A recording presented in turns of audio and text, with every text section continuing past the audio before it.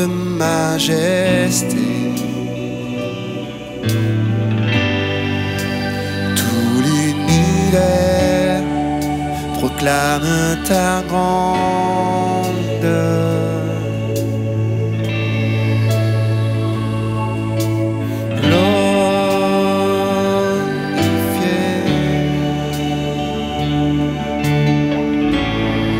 Par les anges prosternés,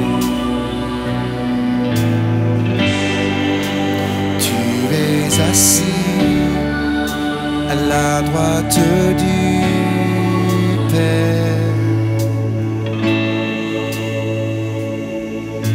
Jésus, merveilleux nom, qui est semblable à toi, ô Dieu. Jésus, ton précieux nom est digne d'hommage. Jésus, merveilleux nom. Jésus, merveilleux nom, qui est semblable à toi, ô Dieu. Jésus, ton précieux nom est digne d'hommage.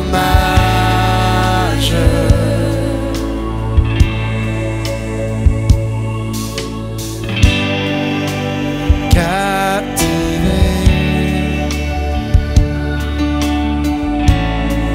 par l'éclat de ta beauté, nos voix s'élèvent pour te rendre gloire. Jésus, Jésus, merveilleux nom, qui est semblable à toi, ô Dieu.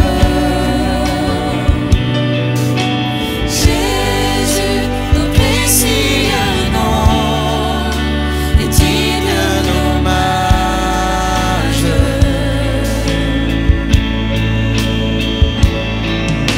Jésus, merveilleux nom, qui est semblable à toi, ô Dieu. Jésus, ton précieux nom est digne d'hommage. On va prendre ensemble le pain et le vin. Peut-être quelques-uns l'ont déjà pris, j'aurais peut-être dû vous le dire avant.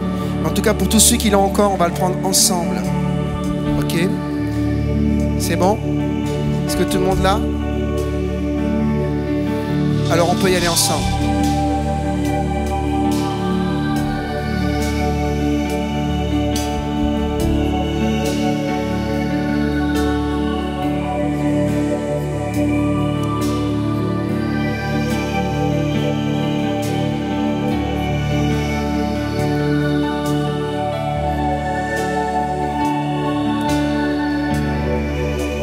Commencement, ultime fin.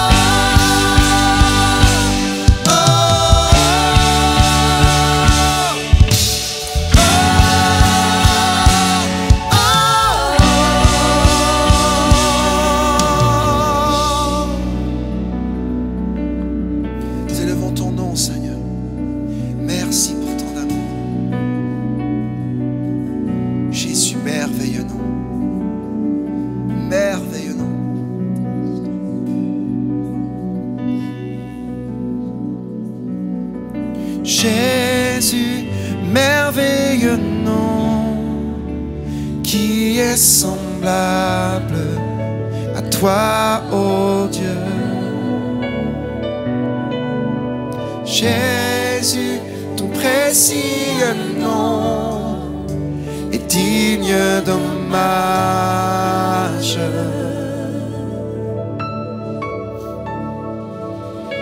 Jésus, merveilleux nom, qui est semblable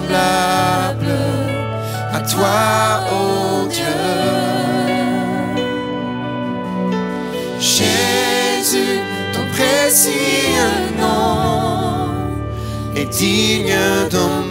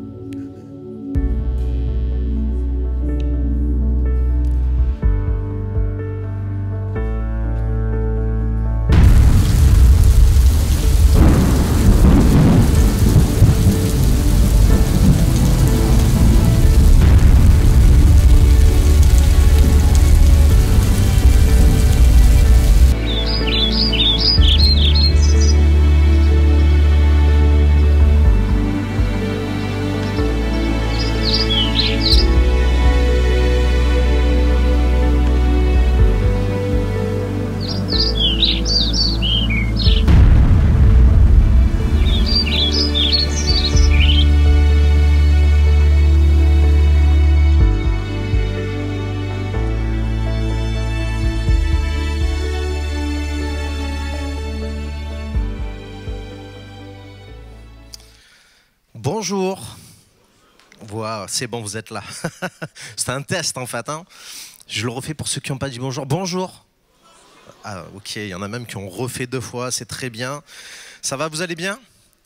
Heureux de se retrouver pour ce culte tribu. Vous savez que tous les premiers dimanches du mois, on a nos cultes tribus, nos cultes où on se rencontre avec les gens qui nous ressemblent et on rencontre Dieu en premier, mais on se rencontre aussi avec ceux qui nous ressemblent. Et on est parti sur une série sur le personnage de Joseph dans la Bible. On dit le personnage, mais on devrait dire la personne quand même, hein, parce que c'est quand même quelqu'un qui a existé. C'est pas un personnage fictif, c'est pas un roman, c'est une personne réelle, ok? Et donc on est parti sur la série au sujet de Joseph. C'est des cauchemars au rêve.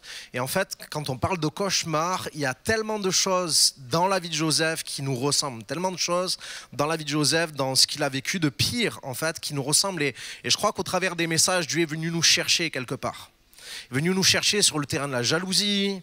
Il est venu nous chercher sur le terrain de l'injustice. Qui n'a jamais vécu d'injustice? Ça va? Ok. Et il vient aujourd'hui nous chercher, je pense, sur le terrain de l'abandon. Sur le terrain de l'abandon. En fait, on connaît Joseph et souvent quand on parle des personnages bibliques, on parle de la fin. On parle de choses qui sont hallucinantes. Joseph, on sait qui ça a été, on sait qu'il a vécu des choses terribles, mais on sait aussi qu'il a été élevé à un moment donné, que Dieu lui a fait justice, que Dieu l'a fait triompher de la jalousie de ses frères, de la jalousie des autres, et puis il l'a conduit en fait à expérimenter sa faveur et sa grâce. C'est bon jusque-là? Et en fait, chacun des thèmes qu'on a abordés sont des géants qui peuvent se trouver sur nos vies. Chacun des thèmes qui sont abordés, que ce soit la jalousie, que ce soit l'injustice, que ce soit l'abandon, sont des murs des fois qui sont devant nous et qu'on a besoin de franchir pour aller jusqu'au bout de la course. Et je pense que dans le thème de l'abandon, de la même manière que je demandais qui n'avait jamais vécu l'injustice, je crois que tous on est concernés. D'une manière ou d'une autre, que ce soit par la réalité de l'abandon ou que ce soit par le sentiment de l'abandon qu'on a pu avoir. Je ne sais pas si vous êtes fils unique, fille unique, ou si vous avez été enfant dans une famille nombreuse, si vous avez eu plusieurs frères et sœurs. Les aînés en général, quand ils arrivent, c'est génial. Ok? Jusqu'au moment où il y a le deuxième qui arrive. Et là, les parents n'abandonnent pas l'enfant. Mais parce qu'il y a le deuxième, il y a plus d'attention qui est portée sur le deuxième. Et quand bien même il n'y a pas la réalité de l'abandon, il peut y avoir le sentiment de l'abandon. Parce que l'attention n'est plus sur nous. Et on est des êtres qui ont besoin d'attention. On est des êtres qui ont besoin d'être aimés, qui ont besoin d'avoir l'attention. On est des êtres qui n'ont pas trop manqué des choses. Et puis l'abandon, c'est quelqu'un finalement qui vient nous manquer. Quelqu'un disait, un être vous manque et tout est dépeuplé. Un être vous manque et tout est dépeuplé. Quand c'est un départ, déjà, c'est dur. Mais quand c'est un départ volontaire, quand c'est quelqu'un qui vous laisse, quelqu'un qui vous abandonne, c'est terrible. Je voulais vous parler d'un autre personnage qui est pas un personnage fictif. Est-ce que vous connaissez Desmond Doss? Qui connaît Dédé? Vous connaissez Il était à la prépa prédique hier, je pense. Desmond Doss, ça vous dit quelque chose? Ah, ça vous dit rien? Allez, un petit effort. Est-ce qu'il y en a qui connaissent Desmond Doss? Rien que le nom m'amuse. Non? Vous aimez le cinéma? Si je vous dis militaire, ça vous fait penser à quelque chose? Desmond Doss d'un coup ou pas? Ça éveille quelque chose? Yes! C'est ça, on peut passer à la diapo d'après. Desmond Doss, c'est le héros principal de cette fresque historique qui a été réalisée au cinéma au sujet de la vie de cet homme-là, Desmond Doss. Tu ne tueras point, c'est le titre du film qu'on a donné en français. Et puis Desmond Doss, c'est le héros principal quelque part. Et quand je dis héros, je mesure mes mots. Parce que quand on parle de héros, c'est vraiment une dinguerie ce qu'il a fait. Pour ceux qui n'ont pas vu le film, en fait, cet homme-là est né dans une famille très pauvre, avec un père qui était hyper violent, etc. Jean en a parlé une fois dans un des messages. Et puis, en fait, il avait quand même des valeurs. C'était un fervent croyant. Un fervent croyant, il avait des valeurs qu'il voulait défendre. Et tu ne jureras point, c'est vraiment la parole qui a guidé quelque part sa vie et qui a guidé son combat. C'est drôle de parler de tu ne tueras point au sujet d'un soldat. Et pourtant, c'est vrai. Et pourtant, c'était son histoire. Ce gars-là, en fait, voulait pas laisser sa patrie qui était engagée dans une guerre, la Deuxième Guerre mondiale. Il voulait pas abandonner sa patrie et il voulait aller au combat. Et alors, quand les gens, un peu comme lui, étaient un peu bizarres, n'étaient pas prêts à combattre comme les autres combats, on leur proposait d'être objecteurs de conscience, c'est-à-dire de rester au pays et de travailler pour la nation d'une certaine manière. Mais en fait, ce gars-là, il ne voulait pas être objecteur de conscience sur le terrain. Il s'est formé pour être infirmier et il voulait être, pas dans la nation, mais pour la nation. Pas rester dans le pays, mais aller sur le front. Il voulait aller sur le front et il était vraiment déterminé. Et il était encore déterminé à garder ses valeurs. Et ces valeurs, c'était des valeurs chrétiennes. Et lui, c'était hors de question qu'il porte des armes. Alors vous comprenez bien que quand on veut dire, on dit je veux me joindre à l'armée, je veux aller sur le front, je veux combattre pour ma nation, mais je veux pas de fusil. Je veux pas de pistolet, je veux pas d'armes, je veux pas tuer des gens. En fait, son credo, c'était je veux pas aller tuer des gens, je veux y aller pour sauver des vies. Je veux pas aller tuer des ennemis, je veux aller sauver les miens. Et en fait, il s'est retrouvé face à l'administration militaire et il y a eu un procès contre son intention. Et puis, il a lutté et puis il a obtenu gain de cause. Mais il s'est retrouvé dans une compagnie et dans sa compagnie, il a été rejeté par les soldats de sa compagnie. Il a été battu, on le voit dans le film et tout ça. Et il a été rejeté par sa hiérarchie. Il a été abandonné quelque part par les institutions de son pays. Il a été abandonné par ses collègues de combat. Et il a été abandonné par sa hiérarchie. Et vous savez quoi? Ce gars a été jusqu'au bout. Abandonné, il n'a pas abandonné. Et sur le champ de bataille, en fait, il s'est retrouvé, et c'était un infirmier. Et vous savez quoi? La tactique des Japonais, c'était de tirer en premier sur les infirmiers. C'était des cibles de choix, en fait. C'était des cibles privilégiées parce qu'ils se disaient, si on arrive à choper des infirmiers, si on arrive à dézinguer les infirmiers, alors les combattants vont être découragés. Parce que quand tu reçois une balle, quand tu reçois un coup, tu as besoin d'un infirmier. Les infirmiers étaient là pour ça, pour soulager, pour donner l'espérance d'être sauvé quelque part. Et ce gars est allé au combat sans armes, en étant une cible privilégiée, en étant abandonné de tous. Et selon ses dires à lui, il a sauvé un peu plus d'une cinquantaine de vies. L'armée américaine dit qu'il a sauvé un peu plus d'une centaine. Ça ressemble un petit peu des fois aux estimations par rapport au... Vous voyez ce que je veux dire? Du jaune et tout ça. Et alors il en est resté à 75. Le chiffre qui est resté, c'est qu'il a sauvé 75 vies. Le gars s'est retrouvé sur un terrain bombardé, sans armes, devant des ennemis qui en voulaient à sa vie en premier, pour aller sauver des gens qu'il avait abandonnés. C'est extravagant en fait. Je ne sais pas ce que vous pensez de ça. Et je voudrais juste vous dire que la vérité qui l'animait, elle venait de quelqu'un qui a fait une promesse. Et celui qui a fait une promesse s'appelle Jésus. Et Jésus a dit quelque chose avant de monter au ciel. Il a dit, je suis avec vous tous les jours jusqu'à la fin du monde. Je suis avec vous tous les jours jusqu'à la fin du monde. Je vous pose une autre question. Qui n'a jamais été challengé sur cette vérité?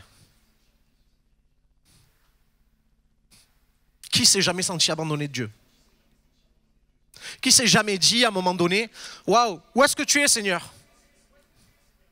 Je te prie, je te vois pas, je t'invoque, je t'entends pas, tu réponds pas, où est-ce que tu es? Et vous savez, c'est déjà si ça arrive à Dieu, je pense que ceux qui sont en dessous, ils passent aussi. Ils passent aussi. Et on se retrouve avec ce sentiment d'abandon, on se retrouve avec des réalités à un moment donné d'abandon, parce que pendant un moment, on a vraiment l'impression que Dieu nous abandonne. Mais je voudrais te dire simplement, tu peux être abandonné de tous, mais pas de Dieu. Tu peux être abandonné de tous, mais pas de Dieu. Cette vérité peut te sortir victorieux, te faire sortir victorieux du combat contre le géant de l'abandon. Et vous savez quoi, j'ai eu, je pense, une petite révélation il y a quelques jours. Jésus a été tenté par le diable dans le désert. Vous savez ce qu'a attaqué le diable depuis le jardin d'Éden? La vérité. Et Dieu me disait, tu sais quoi, le diable ne va jamais venir challenger un mensonge. Il va toujours venir challenger une vérité. Et la vérité que le diable challenge aujourd'hui, c'est celle de la promesse de Jésus à ton égard. Je serai là tous les jours avec vous. Je serai là tous les jours avec toi. Aujourd'hui, tu peux te sentir abandonné, mais je crois que Dieu veut restaurer, veut relever. On va parler de Joseph quand même. Vous êtes d'accord avec ça? On va lire un petit peu dans le chapitre 40 de la Genèse. Et on lit ceci dans le verset 13. Et juste pour situer le contexte, Joseph est en prison. Et il se retrouve, et puis il y a deux hommes, un échanson et un panetier, qui sont en prison. C'est des serviteurs proches du roi, du pharaon, qui sont mis en prison parce qu'il se passait un truc qui n'allait pas. Et les deux ont un rêve. Et les deux se posent des questions. Joseph passe par là, il est dans la prison et puis il voit la mauvaise tête des deux et il se demande qu'est-ce qui se passe. Et ils vont lui dire, voilà, on a fait des rêves, mais on ne comprend pas. Et puis lui, il dit, est-ce que Dieu il n'explique pas les rêves? Et il va leur expliquer les rêves. Et voilà l'explication du rêve de l'échanson. Joseph lui dit, encore 3 jours et Pharaon relèvera ta tête et te rétablira dans ta charge. Tu mettras la coupe dans la main de Pharaon comme tu en avais l'habitude lorsque tu étais son échanson. Au verset 14, il dit, mais souviens-toi de moi quand tu seras heureux. Et montre, je te prie, de la bonté à mon égard. Parle en ma faveur à Pharaon et fais-moi sortir de cette maison. Car j'ai été enlevé du pays des Hébreux et ici même, je n'ai rien fait pour être mis en prison. Verset 20, le 3e jour, jour de la naissance de Pharaon, il fait un festin à tous ses serviteurs, et il éleva la tête du chef des échansons et la tête du chef des panetiers au milieu de ses serviteurs. Il rétablit le chef des échansons dans sa charge d'échansons, puis il mit la coupe dans la main de Pharaon. Mais il fit pendre le chef des panetiers, selon l'explication que Joseph leur avait donnée.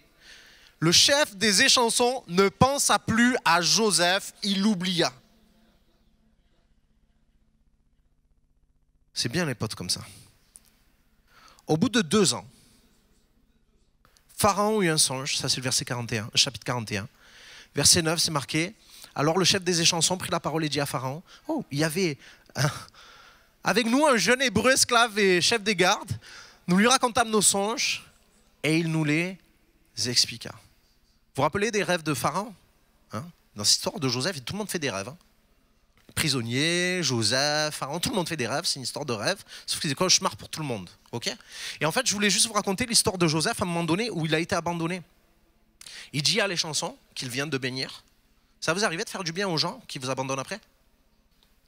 Et j'ai juste besoin que tu m'héberges, c'est juste 2 nuits. Et il t'a pas dit que c'était plus 3 mois. Et quand il trouve son appart, mais tu n'as plus de nouvelles de lui. T'as pas 10 balles? Je te les rends, promis. Et enfin voilà, vous voyez, ce genre de situation et tout ça. Des gens que vous bénissez qui, au total, vous abandonnent. Et ils ne vous abandonnent pas un peu de temps, ils vous abandonnent 2 ans.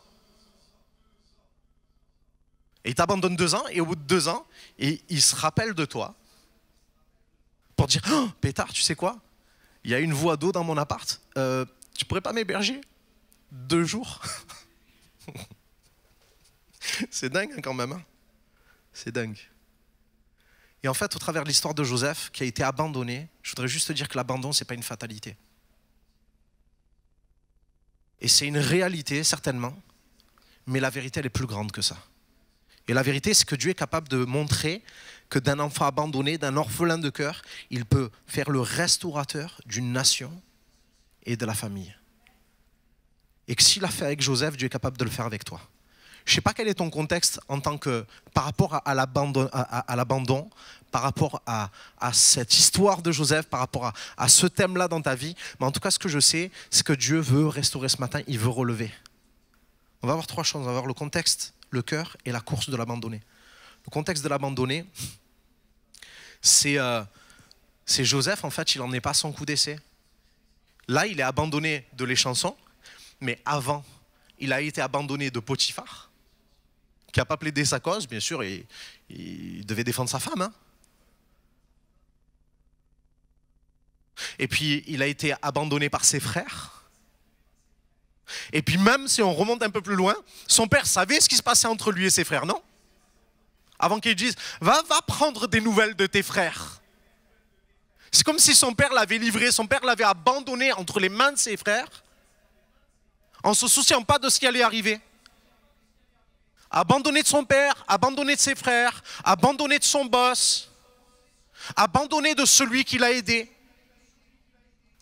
Et en fait, j'ai l'impression que le contexte de Joseph, c'est ma vie à moi, c'est abandonné. Tu connais? Abandonné, appelle-moi abandonné. Et son contexte, c'est ça. Et en plus ça va et plus il s'enfonce. Sa vie, c'était un peu des hauts et des bas aussi. Il était avec ses frères, il se trouve dans la citerne, il se retrouve esclave, il se retrouve serviteur, à ça monte un petit peu, il se retrouve en prison. Et en fait, tout son contexte de vie, tout ça, c'est vraiment, enfin, je décris juste un petit peu là où il en est aujourd'hui, son contexte, quoi. Et peut-être tu te reconnais là-dedans, tu te dis, hey, mais quand est-ce que ça va s'arrêter de descendre? Quand est-ce que les gens vont arrêter de m'abandonner? Quand est-ce que ça va s'arrêter un petit peu ça? Quand est-ce que je vais avoir quelqu'un qui tient à moi?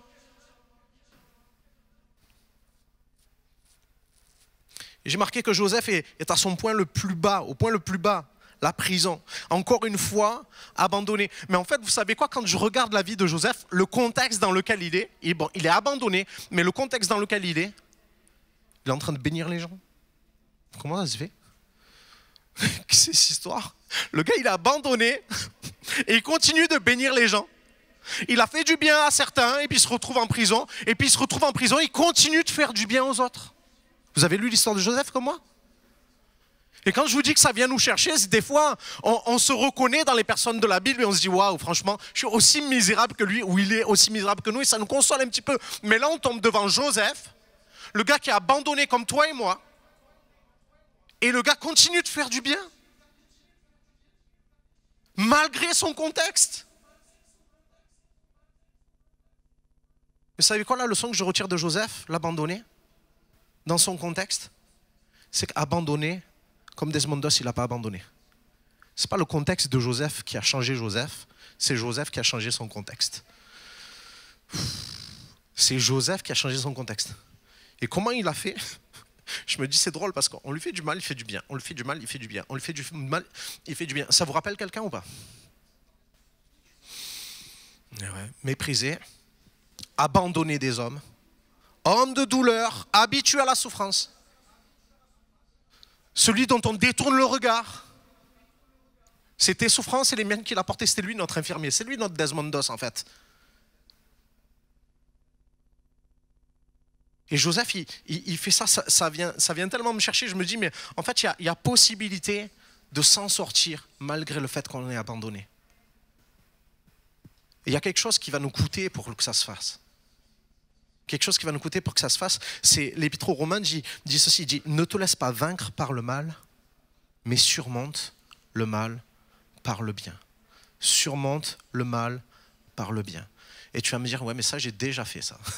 Ça, j'ai déjà fait. D'ailleurs, Joseph, il me montre qu'il surmonte le mal par le bien et il est toujours abandonné. Hein. Il est toujours abandonné. Il continue de faire du bien et on continue à lui faire du mal. Et ça va durer jusqu'à quand? Ben, je pense qu'il y a un chemin de rédemption. Et ce chemin peut s'arrêter si on répond au mal par le mal, en fait. On peut rester encore plus de temps dans ce chemin si on répond au mal par le mal. Et vous savez, quand je regarde Desmond Doss, en fait, il était sur un terrain de guerre avec des gens qui tiraient dessus. Et vous savez quoi? Abandonné par ses potes, comment il aurait pu répondre? Ben, il tire sur ses potes et il tire sur les autres. Hein. Il tire sur ceux qui sont les siens et il tire sur ceux qui sont contre lui. Ceux qui sont les siens et qui l'ont abandonné à un moment donné et ceux qui sont contre lui. Et en fait, toute ta vie, tu tires. Toute ta vie, pour ne pas être abandonné, finalement, tu tires. Mais quand tu tires devant et derrière, comment est-ce que les gens peuvent t'approcher? Si tu es en mode défensif tout le temps, si tu es en mode attaque, comment est-ce que les gens peuvent t'approcher? Et Desmond Doss a lutté avec d'autres armes. J'ai envie de dire, si tu veux vaincre l'abandon, n'utilise pas les mêmes armes que ceux qui t'ont abandonné. Si tu veux vaincre l'abandon, n'utilise pas les mêmes armes que ceux qui t'ont abandonné. Parce que si tu utilises les mêmes armes qu'eux, c'est-à-dire tu vas basculer de ce côté-là. Et alors que tu luttes contre l'abandon, tu tombes dans l'abandon.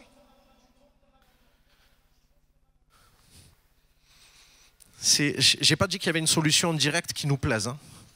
Vous savez quoi? Et en plus, en fait, ce qui se passe, c'est que finalement, quand on est dans ce schéma de fonctionnement, on oublie ceux qui sont là et qui eux-mêmes ont besoin qu'on les aide.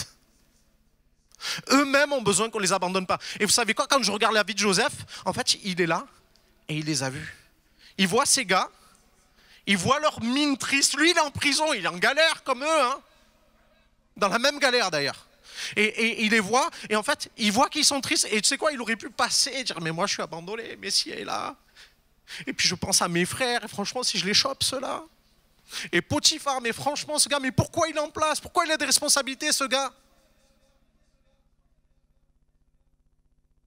Et puis il se retrouve dans une position, en fait, et j'ai marqué en restant focalisé sur moi ou sur ceux qui m'ont abandonné, je peux passer à côté de ceux qui sont présents aujourd'hui. Je peux passer à côté de ceux qui sont présents aujourd'hui. Et tu sais quoi? Je suis en train de penser à un gars, un ado ou une adote ou un homme maintenant qui est fait et dont le père a abandonné. Tu sais, parce que tu es focalisé sur toi, sur ta douleur, tu es focalisé sur l'abandon du père, eh bien, tu passes à côté de ta mère. Parce que ton mari est parti, tu passes à côté de tes enfants.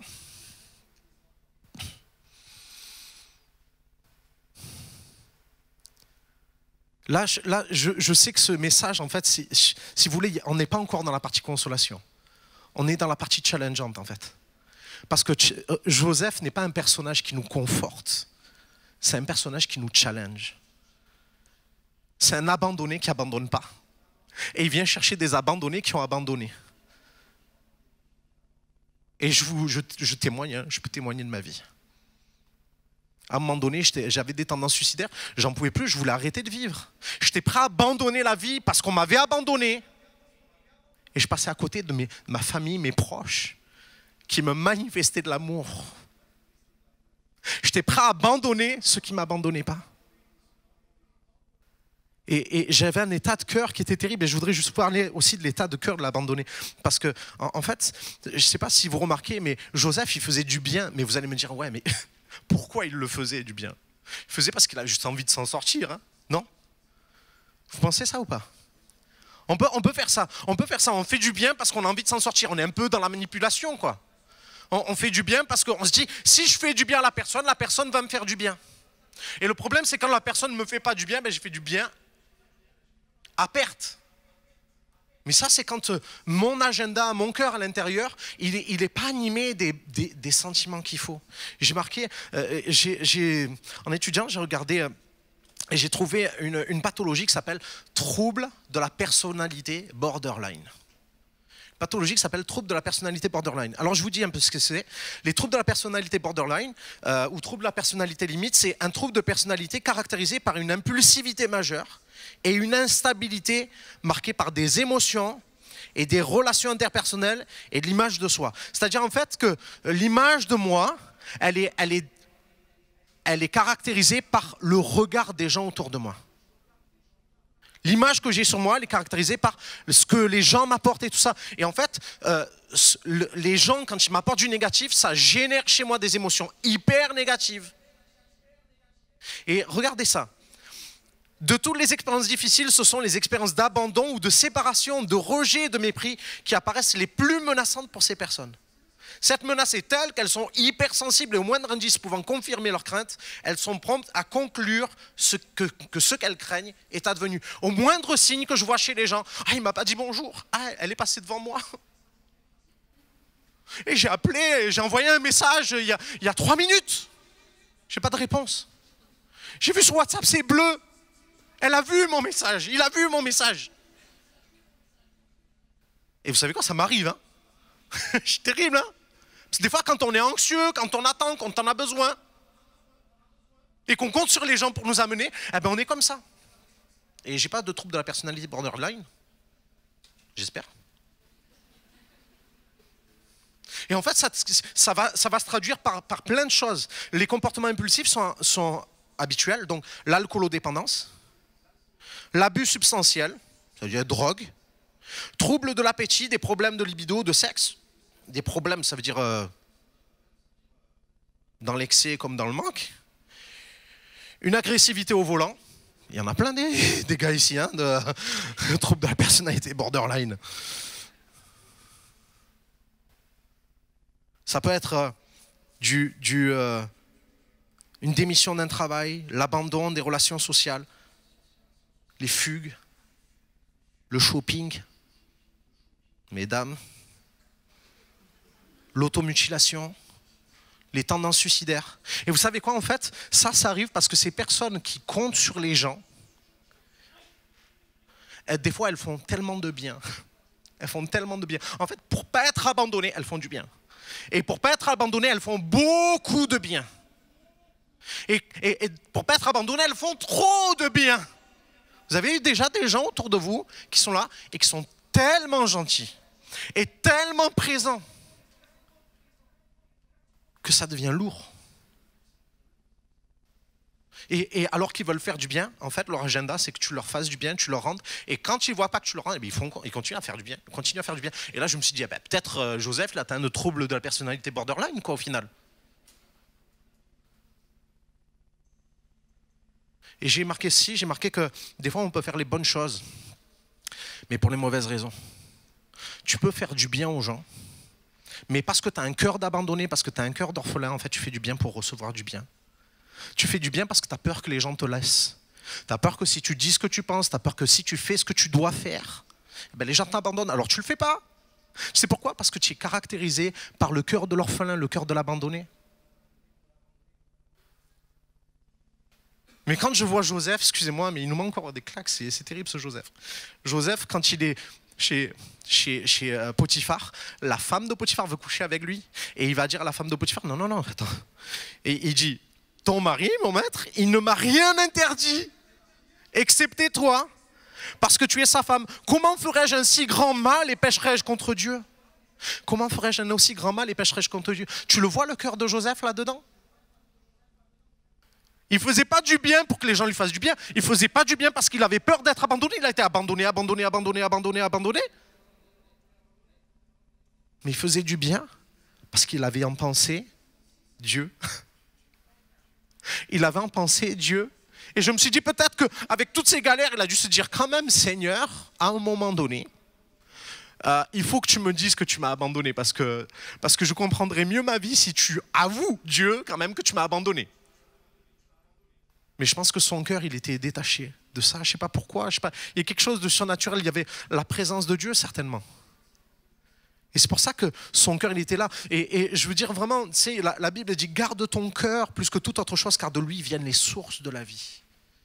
Garde ton cœur plus que toute autre chose, parce que de lui viennent les sources de la vie.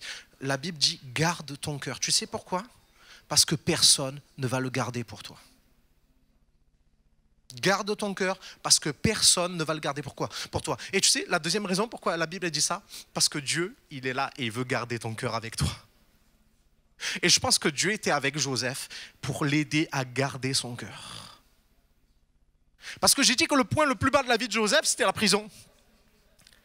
C'était l'abandon. C'était le point le plus bas de ta vie, tu penses que c'est l'abandon. Mais tu sais quoi, le point le plus bas de la vie de Joseph ça aurait pu être encore plus bas que ça. Plus bas que la prison. Tu sais pourquoi? Parce que quand il est en prison, 2 ans plus tard, le gars qui l'a aidé se souvient de lui pour un service. Ça vous fait plaisir les gens qui se rappellent de vous pour des services? Que pour des services? Et là le gars il arrive et imagine Joseph, il aurait dit hey, tu m'as eu une fois il y a 2 ans. C'est pas grave, je reste en prison, mais au moins j'aurai la satisfaction de m'être vengé et de ne pas t'avoir aidé. Ok? Et tu sais quoi? Le point le plus bas que l'abandon, il y a la rancune. Plus bas que l'abandon, il y a la rancune. Plus bas que le fait qu'on t'abandonne, il y a le manque de pardon en fait. Vraiment, je ne suis pas en train de donner des leçons, les amis, je veux les prendre pour moi en premier. Mais je veux juste qu'on ouvre les yeux sur ce qui se passe dans la réalité. Et vous savez quoi? Parce que le cœur de Joseph, il n'est pas resté dans la rancune, il est sorti de la prison. Et je veux te dire, si tu veux sortir de la prison de l'abandon, il y a la voie du pardon. Si tu veux sortir de la prison de l'abandon, il y a la voie du pardon. Joseph te montre la voie. Joseph, c'est un type de Christ en fait. Et je termine avec la course. La course de l'abandon, parce que quand je regarde la vie de Joseph, excusez-moi, mais j'ai l'impression que c'était un marathon en fait. C'est un marathon, c'était pas un sprint. Des fois on est là à l'épreuve, on dit oh, je vais jeûner, je vais prier, je vais taper mon 100 mètres spirituel et je vais franchir la ligne d'arrivée, la victoire. Le problème c'est qu'en fait j'ai pas compris que c'était pas un 100 mètres, c'est un 42 km 300. Et je pars avec un sprint, et au bout de 100 mètres, j'ai franchi ma ligne à moi.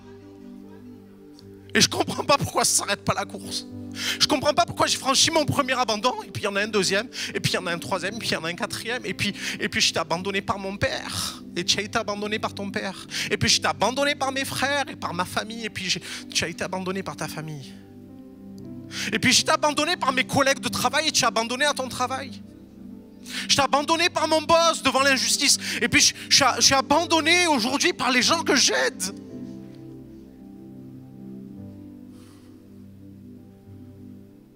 Et en fait, à chaque fois, il était devant un obstacle pour garder son cœur. À chaque fois, il aurait pu rester dans le manque de pardon. Il aurait pu rester dans la rancœur. Il aurait pu rester dans son cœur d'abandonner. Il aurait pu tirer sur tout le monde. Et empêcher même Dieu de l'approcher. Mais vous savez quoi? Il a continué, il a sauté les obstacles. Et je parle d'un héros, mais tu es un héros. Tu es une héroïne en fait. Tu es le héros de ta vie. Tu es l'héroïne de ta vie. Et tu es surtout pas seul. Quand je regarde la vie de Joseph, en fait, il était là. Et Potiphar a vu que Dieu était avec lui. Alors tu sais quoi? Ben, il lui a confié toute sa maison. Et il est serviteur, il est esclave chez Potiphar, mais il a des responsabilités. Il va être mis en prison à cause de l'injustice, mais il ne va pas être mis dans n'importe quelle prison, dans la prison des serviteurs de Pharaon. C'est-à-dire dans une prison au standing en fait. Et en fait, à chaque fois, il y avait quelque chose, il y avait comme un parachute. Il chutait, et en fait, il y a un parachute. Vous savez, quand j'ai fait une petite course de 10 km et à un moment donné, il y a des gens, ils vous tendent des petites bouteilles, ils vous tendent des verres en fait. Des gens qui vous tendent quelque chose pour vous aider à continuer la course. Et je pense que Dieu, à chaque fois, il est là, il te tend un verre. Dis, arrête de boire de l'eau amère, tiens, bois de la source d'eau vive. Porte pas le regard sur la difficulté, sur les gens qui sont devant. Mais regarde ma main qui est tendue vers toi, regarde cette eau que je veux te donner. Et cette eau, vous savez quoi?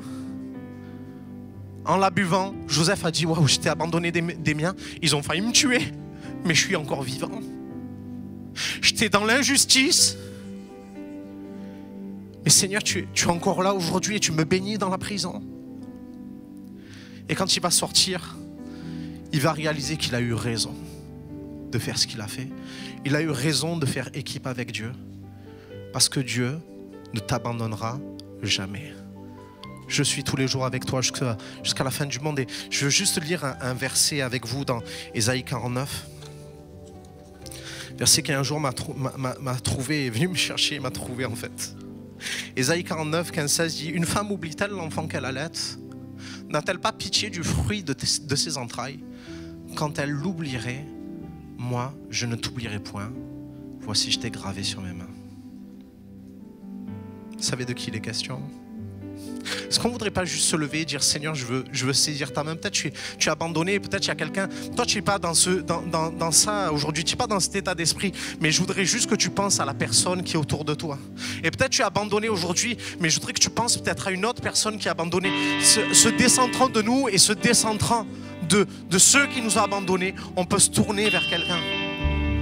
Vous savez quoi? La Bible dit qu'il y a plus de joie à donner qu'à recevoir. Amen. Amen, Jésus. Peut-être dans le temps de louange, peut-être il y a quelqu'un que tu as besoin de pardonner. Il y a un état de cœur que tu as besoin d'abandonner. Il y a peut-être une décision de quelque chose que tu as besoin de mettre en place. Surmonter le mal par le bien. Quelque chose de bien que tu as besoin de mettre en place. Il y a peut-être un secours que tu as besoin de réclamer à Dieu. De crier à Dieu pour dire: Seigneur, je vais arrêter si je n'ai pas un verre d'eau là. Je te laisse sonder ton cœur et pendant ce temps de louange, te rapprocher de Dieu parce qu'il est là. Il dit: je t'abandonnerai jamais.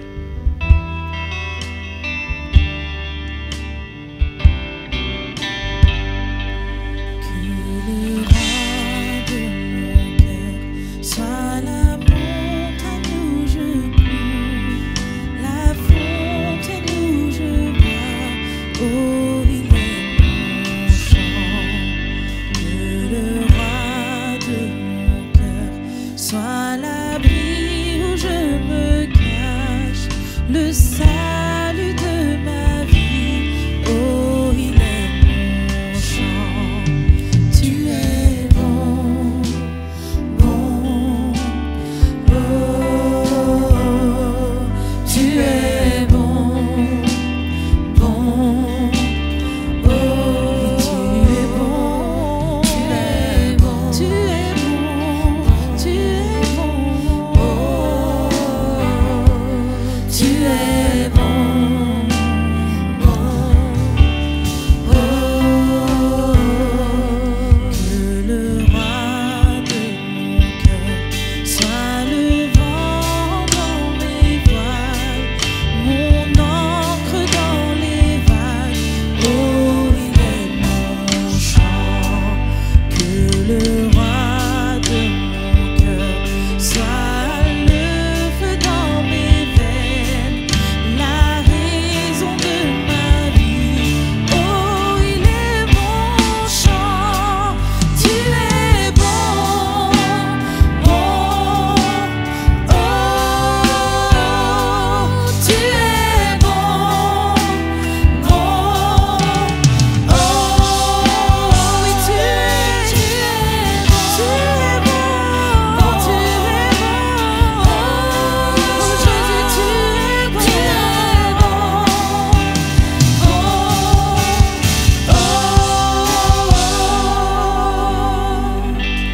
tu ne m'abandonnes pas. Est-ce qu'on peut proclamer ces paroles ce matin? Jamais. Il ne t'abandonne pas. Même si tu es dans la citerne, même si tu es dans la prison, même si tu penses qu'on ne te calcule plus, il ne t'abandonne pas. Tu ne m'abandonnes pas. Il ne t'abandonnera pas. Jamais. Libère ta rancune. Tu ne m'abandonnes pas. Pardonne, fais confiance, il est là. Tu ne m'abandonnes pas, ne m'abandonneras jamais. Tu ne m'abandonnes pas, ne m'abandonneras jamais.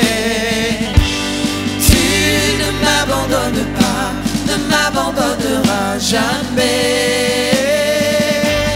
Tu ne m'abandonnes pas, ne m'abandonneras jamais. Tu ne m'abandonnes pas, ne m'abandonneras jamais. Tu ne m'abandonnes pas, ne m'abandonneras